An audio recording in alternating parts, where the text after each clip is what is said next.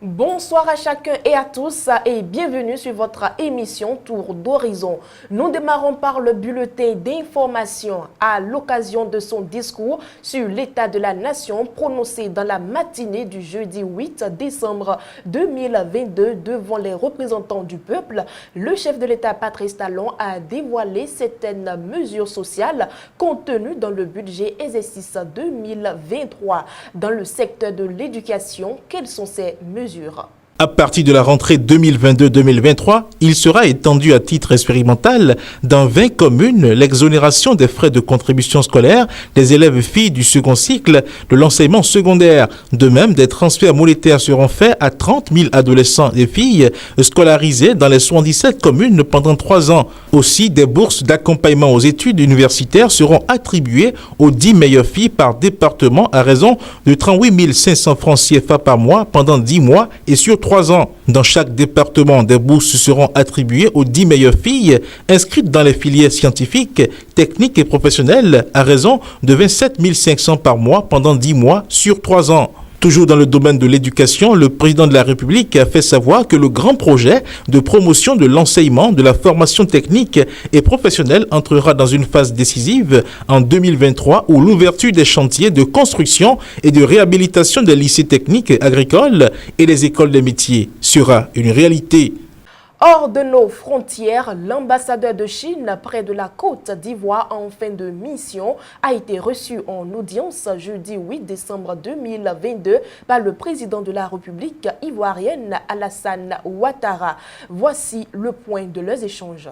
En Côte d'Ivoire, l'entretien ce mercredi entre le président de la République, Alassane Ouattara, et l'ambassadeur de Chine en Côte d'Ivoire en fin de mission, dont le pays a été l'occasion pour le chef de l'État d'exprimer sa gratitude à son homologue chinois pour tout le soutien apporté à la Côte d'Ivoire dans divers domaines durant ces 10 dernières années et d'inviter les entreprises chinoises à investir dans la construction d'usines de transformation de cacao pour exportation en Chine afin de garder le prix d'achat du cacao à un niveau élevé. Nous parlons à présent du président de la République gabonaise, Ali Bongo Ondimba, qui a reçu hier, mercredi 7 décembre 2022, au Palais Rénovation, une délégation du groupe Colas conduite par le vice-président de la dite entreprise. Au Gabon, une délégation du groupe Colas conduite par le vice-président Business Development de la dite entreprise a été reçue ce mercredi 7 décembre 2022 par le président de la République Ali Bongo Ondimba au Palais de Rénovation. L'évolution des relations et des partenariats existants entre le Gabon et le groupe depuis près de 50 ans, ainsi que l'examen des projets réalisés ont été au centre des échanges entre le chef de l'État et son hôte. Le leader mondial des infrastructures routières a également saisi cette occasion pour proposer un accompagnement à l'État. Mesdames et messieurs, voilà tout pour le bulletin d'information. On se retrouve tout juste après cette pause publicitaire. Guérit TV Monde casse ses prix. Waouh! Chers candidats aux législatives, profitez de cette opportunité que le leader des Web TV vous offre pour mieux faire connaître vos ambitions et le projet de société de votre parti politique. Et tout ceci à un prix défiant toute concurrence. Pour plus d'informations, appelez le service commercial au 00229 91 19 10 10. Guérit TV Monde, le leader des Web TV. Chers amis internautes, nous faisons à présent place à Mas Gaspard Adjamoussi pour la chronique du jour. Coupe du monde Qatar 2022. Les héroïques Marocains rendent fiers les Africains. Démarrée le dimanche 20 novembre dernier, la Coupe du monde de football, la 22e édition du nom, se poursuit et livrera son vainqueur le dimanche 18 décembre prochain. Pour cette édition de la plus prestigieuse des compétitions sportives, les Africains peuvent être fiers de la prestation de leurs représentants. Sur les 5 nations qui au départ représentaient le continent africain, le Ghana, la Tunisie et le Cameroun n'ont pas pu franchir l'étape des poules. Mais ce n'est pas faute d'avoir démérité. Il leur a manqué peut-être ce petit plus qui accompagne certaines équipes et que d'aucuns qualifient de chance. Les Ghanéens sont sortis de la compétition avec 3 points. Une victoire sur la Corée du Sud de 3-2 et des défaites face au Portugal et à l'Uruguay. La Tunisie avec 4 points après s'être offert le luxe d'une victoire de prestige 1-0 sur les champions du monde français. Et que dire des Lions indomptables du Cameroun qui ont aussi quitté la compétition la tête haute avec 4 points et une victoire historique 1-0 contre la célèbre sélection brésilienne, l'une des équipes favorites du tournoi. C'est donc dire et constater qu'aucune équipe africaine n'est rentrée chez elle avec 0 points et 0 victoire. Rappelons au passage que toutes les sélections africaines présentes au mondial avaient un sélectionneur local, ce qui brise petit à petit le mythe du sorcier blanc et des compétences venues d'ailleurs au détriment des compétences locales. 2 équipes africaines, le Sénégal et le Maroc, poursuivent donc l'aventure et ont donc pu se qualifier pour les 8e de finale et donc se classer parmi les 16 meilleures nations du monde. Les Lions de la Teranga du Sénégal ont chuté à cette étape sur plus fort car ils ont été éliminés par les Anglais à l'étape de ces 8e de finale. Mais fort heureusement pour le continent africain, l'aventure se poursuivra pour les Lions de l'Atlas du Maroc. Déjà premiers de leur groupe de qualification avec une victoire sur la Belgique et le Canada et un match nul contre la Croatie, les Marocains héroïques continuent de rendre fiers tous les Africains. Ils sont parvenus à sortir les Espagnols du mondial à l'étape des 8e de finale au terme d'un match plein et mémorable. Désormais parmi les 8 meilleures nations du monde de football, les Lions de l'Atlas du Maroc ont encore la possibilité d'aller plus loin. 0 défaite jusque-là, un seul but encaissé, une solidité et une rigueur défensive à toute épreuve, un bloc équipe très compact et solidaire. Bref, les Marocains nous font rêver les yeux ouverts. Et la prochaine étape, ce sera face aux Portugais, en quart de finale bien entendu.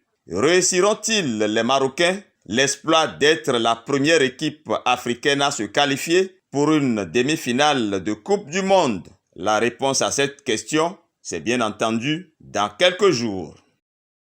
Le chef de l'État, Patrice Talon, a sacrifié tout à l'heure même à la tradition au discours sur l'état de la nation devant les représentants du peuple. Mesdames et messieurs, bonjour. Nous allons revenir sur le discours prononcé du chef de l'État dans le forum de discussion de ce jeudi 8 décembre 2022 avec Charles Alban Daoui. Charles Alban Daoui, bonjour. Bonjour Latifat Koueda. Vous avez suivi avec nous le discours prononcé par le chef de l'État, Patrice Talon. Dites-nous quels sont les grands axes à retenir. Oui, effectivement, vous avez raison de le dire. Nous avons tous suivi ce discours, un discours long de 47 minutes, une première, on peut le dire, parce que le chef de l'État, par le passé, nous a donc habitués à des discours plus ou moins courts. Dans ce discours-là, ce qu'on peut retenir, il y a, ne serait-ce que près de 5 axes à trouver, 5 articulations aussi, ce que l'on peut relever. D'abord, le chef de l'État a commencé à faire le bilan de ce qu'il a annoncé comme défi pour l'année 2022 pendant qu'il tenait son discours à la fin de l'année 2021, à savoir les défis sur le plan de la santé, mais également sur le plan de la sécurité. Parlant sur le plan de la santé, qu'ils vous souviennent que nous sortons de la pandémie de la Covid-19, donc 2022, a été marqué par, je dirais, la victoire au niveau mondial sur cette maladie. Le chef de l'État l'a rappelé, a dit que ce sont les prouesses de la science qui ont permis de l'atteindre. Au niveau national, le Bénin également a réussi à faire face à cette pandémie-là, même s'il y a encore beaucoup de choses à faire. Après, donc, la santé, il a abordé les défis qui ont été relevés sur le plan sécuritaire. Malgré les attaques que nous avons subies, il a salué la mémoire des soldats qui sont tombés sur ces fronts-là et a rappelé tout ce qui est fait pour fortifier le pays. Oui, c'est le mot, fortifier le pays en termes de recrutement, en termes de déploiement de moyens modernes, en termes de construction de nouvelles positions, de casernes, pour que le Bénin puisse se mettre en ordre de bataille contre le djihadisme. En dehors de cela, l'autre axe que l'on peut retenir, c'est que le chef de l'État a fait également le bilan de ce qui a été fait dans divers secteurs d'activité en 2022, à savoir ce qui a été fait dans l'éducation, dans la santé, sur le plan économique, sur le plan des télécommunications, sur le plan de l'énergie, sur le plan de la décentralisation. Et après avoir fait le tour d'horizon de toutes ces réalisations-là, il a abordé un peu les éléments qui sont contenus dans le nouveau projet de budget qui a été voté par l'Assemblée nationale, à savoir les projections pour 2023, ce qui sera fait dans tous ces secteurs-là. Par exemple, quand on prend le secteur de l'éducation, il a dit que 2023 sera l'année où les chantiers de construction de lycées techniques, d'écoles de métiers et consorts vont être mis en œuvre, puisque tout a été fait déjà pour que cela soit fait. Il a également rappelé le programme des cantines scolaires qui s'étend aujourd'hui à 75% des écoles au Bénin. Bref, dans ce domaine, il y a beaucoup de choses également qui ont été faites. Sur le plan de la santé, il a parlé de recrutement historique d'agents de santé qui va se faire, de réhabilitation des centres de santé également. Et donc, voilà pour ce qui concerne les choses à venir. Et il a dit également que 2023 va être l'année de l'assurance maladie obligatoire. Donc voilà les points forts qu'il faut relever dans ce qui va se faire en 2023. Et par la suite, vous savez, le chef de l'État a dit, nous avons fait des efforts collectifs, nous avons eu des avancées sur le plan macro, mais il a utilisé l'expression sur une photo, quand on est dans une photo collective, on cherche à savoir où est-ce que l'on se trouve, pour dire que le citoyen ne se retrouve pas toujours dans toutes ces choses-là et qu'il n'a pas tort, puisque dans sa poche, il n'a pas ressenti les choses, d'où il a abordé donc les efforts qui ont été faits pour que les travailleurs, notamment ceux qui sont dans le secteur public, puissent bénéficier d'une revalorisation de leur salaire. Et il n'a pas manqué de lancer un appel à tous les travailleurs, à tous les patrons du secteur privé de bien vouloir faire des efforts pour que leurs employés puissent également bénéficier de cette revalorisation de salaire qu'on a notée donc, dans le secteur privé. Et l'autre articulation de son discours, c'est la reconnaissance du chef de l'État aux deux partis politiques qui le soutiennent, à savoir le Bloc républicain et l'Union progressiste. Et aujourd'hui, Union progressiste, le renouveau, il a salué leur contribution à tous ces choix de développement qui ont été faits et qui sont en train de prospérer dans notre pays. Et parlant de reconnaissance, il n'a pas manqué de reconnaître également le rôle que ce Parlement-là a joué, la 8e législature, puisque là, il s'agit donc de son dernier discours face à cette législature-là. Dans la reconnaissance, il n'a pas manqué donc de le faire. Et donc, voilà, il a fini. Alors, Charles Albandaoui, le discours du chef de l'État ne donne pas lieu à des débats, mais une chose est certaine, Patrice Talon n'a pas prêché dans le désert. Oui, il n'a pas prêché dans le désert, et la dernière articulation de son discours, c'était de parler des législatives prochaines, et il s'est réjoui du fait que, voilà, toutes les sensibilités vont être représentées donc, pour cette élection. Oui, il n'a pas prêché dans le désert, il a prêché dans un Parlement qui n'a pas manqué d'applaudir plusieurs fois son discours. La première acclamation est venue quand il a évoqué la question de la revalorisation des salaires, où il a donné l'exemple d'un fonctionnaire dont le salaire passe de 62 000 à près de 100 000 francs CFA. Il y a eu applaudissements. Et ensuite, quand il a parlé de l'inflation, des efforts du Bénin, quand il dit que le Bénin mérite d'être félicité, il y a eu également applaudissements. Ensuite, lorsqu'il dit qu'il n'en croit pas ses yeux en ce qui concerne la revalorisation des salaires, lorsqu'il dit qu'il n'en croit pas ses oreilles également, il y a eu des applaudissements. Et donc, par la suite, quand il a parlé des AME également, il y a eu des applaudissements. Voilà, donc ça a été un moment quand même où les députés n'ont pas manqué d'exprimer, je vais dire, leurs sentiments. Il n'y a pas eu de débat, c'est vrai, mais quand on applaudit ainsi, vous voyez, et quand il a exprimé sa reconnaissance au Parlement, quand il a dit qu'on ne connaîtra plus une législature comme la leur, qu'ils sont à féliciter, ils ont applaudi près de 5 fois. Et par la suite, quand on est allé à la fin du discours du chef de l'État, ça a été vraiment les applaudissements les plus longs qui ont ponctué donc le discours du chef de l'État. Donc c'est vrai, il n'y a pas de débat, mais à voir tous ces applaudissements-là, on peut comprendre que voilà, on a affaire à des gens quand même qui se retrouvent dans ce que le chef de l'État a dit et qui acquiesce quelque peu tout ce qu'il a eu à dire. Donc voilà, il n'y a pas eu de débat, mais le président de l'Assemblée nationale n'a pas manqué de faire son petit commentaire à la fin de ce discours, avant de rappeler que c'est un discours sans débat et que voilà, il y a eu les formalités d'usage par la suite. Donc voilà ce qu'on peut retenir de cette sortie du chef de l'État à l'occasion de son discours sur l'état de la nation. Eh bien, merci à vous, Charles Alban Daoui, pour le rappel des grands axes du discours du chef de l'État, Patrice Talon. C'est moi qui vous remercie. Chers amis internautes, c'est la fin du forum de discussion de ce soir. Découvrez à présent la vidéo du jour.